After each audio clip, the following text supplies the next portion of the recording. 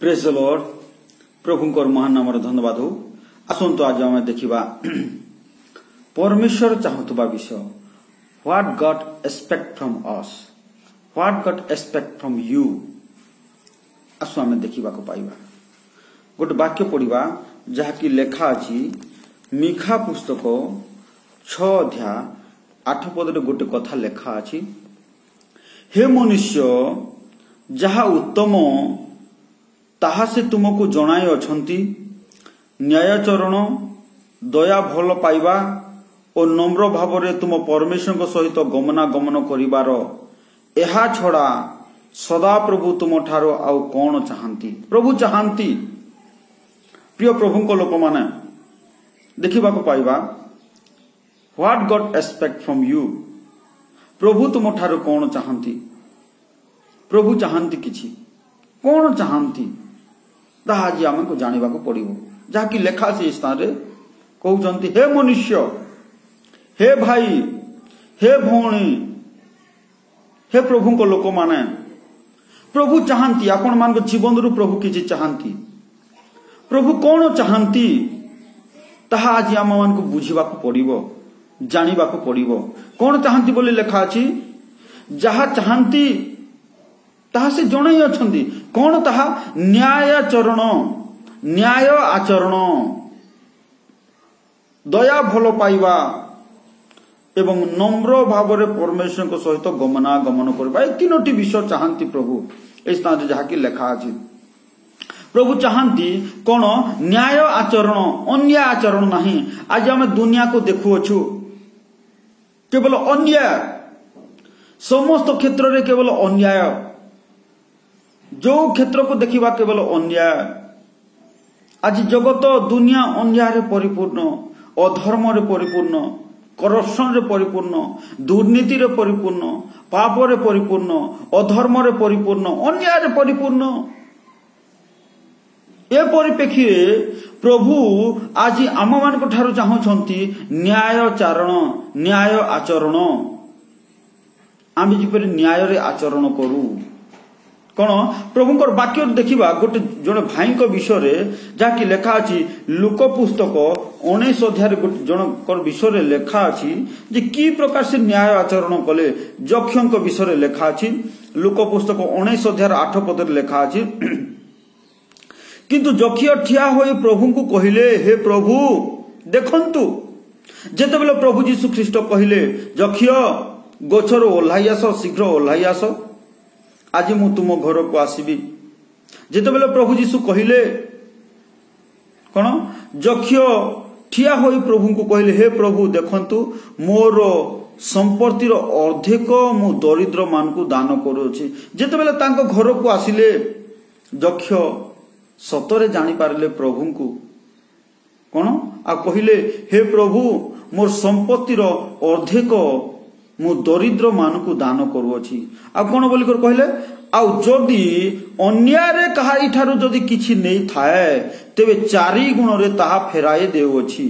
अन्याय रे काहेकि से जेहेतु जने करग्राही थिले, अन्याय रे जदि काले कहारी ठारू नै अछि मु 4 गुण रे फेराई दउछि। तार अर्थ प्रभु मु अन्याय करी अछि, किंतु आज दिन ठारू मु आउ अन्याय करिबे नै, केवल न्याय को भल पाइबी। तुमे जोटा चाहुछो न्यायचरण, तुमे चाहुछो न्याय रे चालिबा, न्याय रे जीवन काटिबा, तुमे जे चाहुछो मु न्याय रे जीवन काटिबी, आउ ए अन्याय रे जदि काहारी ठारू नै अछि 4 गुण रे फेराई देबी बोली कर कहले।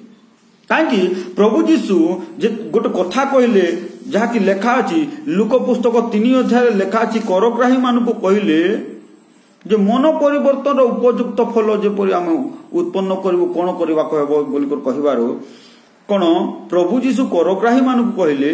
काहेकि जक्ष जने करग्राही थिले, करग्राही मान को कहले, करग्राही मान मध्य जहाँकि लेखा अछि लुक पुस्तक 3 अध्याय 12 पद रे लेखा अछि, करग्राही माने मध्य बाप्तिस्म पाइबा को आसी तांको पचारले, हे गुरु आमे माने कोन करिबा? प्रभु यीशु से मान को कहिले तुम मानक निमंते जहा निरूपित ताहा अपेक्षा अधिक आदाय करो नाही, अधिक कर आदाय करो नाही। ता अर्थ ए जक्षिय जने करग्राही थिले आ लोक मानक ठारू जबरदस्ती से कर आदाय करुथिले,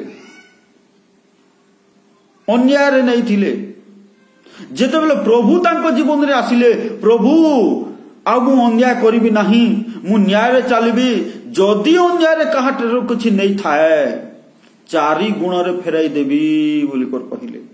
प्रिय भाई भौणी माने, प्रभु को आसला परे हमर जीवन एही प्रकार हेबार अछि। अन्याय नाही, अधर्म नाही, छलरे नाही, कोन धूर्ततारे नाही, कपटतारे नाही, न्याय रे आमे जीवन काटिबार अछि। काहे कि एहा जे प्रभु चाहंती हम जीवन रे, what God expect from you.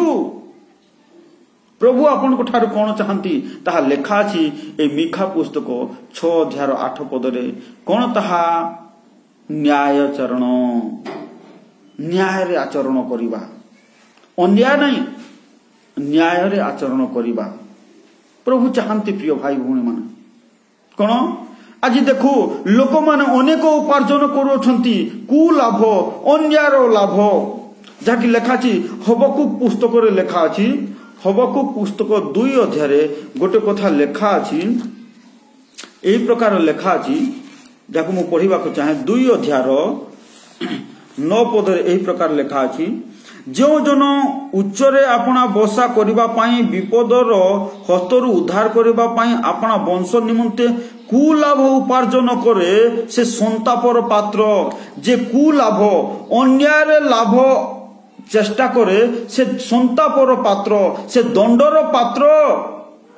एथिपाई प्रभु कहउछंती आमे न्यायचरण भल पाऊ, जदि अन्याय रे कुलाभ अर्जन करे। 11 पद लेखा अछि, कारण कांथ भितरु पथर डाक पकाइब ओ काठ मध्यरु कड़ी काठ तहिर उत्तर देव। तार अर्थ जो अन्याय लाभ करी, कुलाभ करी, जो उपार्जन करी घर तैयारी करथिबो, से इटा गुड़ा को पुणी चित्कार करिवे, तुमे अन्याय करियछो बोलकर। प्रिय भाई भौणी माने, से कांथ चित्कार करिवो, पुणी से कांथर लागिथिबा पथर गुड़ा को चित्कार करिबा ओ साक्ष्य देबे, पुणी कोन तुमे अन्याय करियछो। तार अर्थ आपण अन्याय करी कुलाभरे उपार्जन करी बंची पारिबे नाही, सस्टेन करि पारिबे नाही। प्रभु आज ताहा कथा कहउछंती, सेथिपाई अन्यायचरण करो नाही, मु चाहे कोन न्यायचरण करो बोली कर कहउछंती। प्रिय भाई भौणी माने, एथिपाई आसु आम अन्यायचरण न करू, न्यायचरण करू। द्वितीय विषय है कौन देखा पाऊ, जे कौन दया भल पाइबा। कौन कहीं आमर परमेश्वर दयालु, से दयामय, से दया करने को चाहती। जहाँकि लेखा अछि माथी पुस्तक 5 अध्याय 7 पद लेखा अछि, दयालु लोके धन्य, से माने दया प्राप्त हेबे। दयालु लोके धन्य, से माने दया प्राप्त हेबे। जदि आमे दया पाइबा को चाहूं, आमे मध्य दयालु हेबार अछि। काहेकि कारण होउछि परमेश्वर ताहा आममान को ठार चाहंती। आ कोन तृतीय विषय में देखिबा को पाओ, कोन नम्र भाव रे परमेश्वर को सहित गमनागमन करिबा। नम्र भाव रे परमेश्वर को सहित गमनागमन करिबा। आमे केमिति गमनागमन करछु परमेश्वर को सहित, आम संपर्क केमिति अछि परमेश्वर सहित। केते लोग चली पारु नाहंती, काहेकि संपर्क भलो नाय परमेश्वर सहित। दुनियार समस्त लोक सहित, मामू सहित, दादा सहित, मौसा सहित, भाई सहित, भौणी सहित, समस्त सहित आम संपर्क ठीक अछि, किंतु परमेश्वर सहित आज लोक मान संपर्क ठीक नाही। सेइथिपाई सेमाने परमेश्वर सहित नम्र भाव रे गमनागमन करि पारु नाहंती। किंतु प्रभु चाहंती, कौन चाहती, जेपरि मोहर लोक माने मोर सहित नम्र भाव रे गमनागमन करंतु, यहा से चाहती। ही एक्सपेक्ट, से चाहती। कौन चाहती, तांकर लोक माने जेपरि नम्र भाव रे तांको सहित गमनागमन करंती, यहा से चाहती। प्रभुंकर गौरव हो, महिमा हो। कौन बाइबल लेखा जाए, हनक परमेश्वर सहित गमनागमन करुथिले। से अंतर्हित हेले कौन परमेश्वर सहित गमनागमन करुवा लोक अंतर्हित हेब राप्चर रे उठा जीव। प्रिय भाई भौणी माने आज कहा सहित गमनागमन करुछंती आपण पाप सहित अधर्म सहित अन्याय सहित कहा सहित कि प्रकार लोक सहित 24 घंटा प्रभु देइछंती केते समय आपण प्रभु सहित गमनागमन करुछंती आज ताहा प्रभु पचारुछंती कौन से चाहती ए तीनोटी विषय चाहती कौन न्यायचरण दया भल पाइबा नम्र भाव में परमेश्वर सहित गमनागमन करवा यह छड़ा से तुम ठार कौन चाहती नाई से चाहती ए तीनोटी विषय। प्रिय प्रभु को लोक माने आज आम परमेश्वर सहित कि प्रकार गमनागमन करुछु कहीं से चाहती जहाँकि वाक्य लेखा है नम्र लोक मान से अनुग्रह दियंती। प्रथम पीतर 5 अध्याय 6 पद लेखा जाए से नम्र लोक मान को उन्नत करती। 5 पद लेखा जाए नम्र लोक मान को अनुग्रह दियंती बोली लेखा जाए। जदि आपण नम्र भाव में तांको सहित गमनागमन करिवे ताले से आपण को अनुग्रह करिवे यह से चाहती। तो प्रिय प्रभु को लोक माने आसु এই তিনোটি বিষয় চাহান্তি কোন তাহা কোন ন্যায়চরণ দয়া ভাল পাইবা এবং নম্র ভাବରେ परमेश्वर सहित गमनागमन करिबा। प्रभुଙ୍କର गौरव हो। प्रभु अल्प वाक्य हमको कथा कहउछंती आसु प्रिय भाई भौणी माने अन्याय पथरे न जाओ कोन अन्याय पथरे न जाओ दयालु हो न्यायचरण करू आ परमेश्वर सहित नम्र भाव में गमनागमन करू कहीं यह प्रभु चाहती। यह जदि करिबा ताहले प्रभु प्रचुर प्रचुर आशीर्वाद करिवे साहाय्य करिवे। प्रभु अल्प वाक्य रे हम समस्त को आशीर्वाद करंतु आमेन। प्रार्थना करिबा।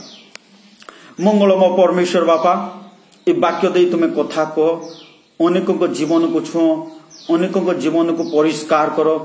ए वाक्य दे सत्यता को बुझी पारिबे तुम सहित गमनागमन करिवे और दया भल पाइबे न्याय पथरे चलिए। प्रभु तुम्हें दया कर जहाँ कि तुम्हें ये सब चाह प्रभु ताहा करबा निमंते आम मान को साहाय्य कर।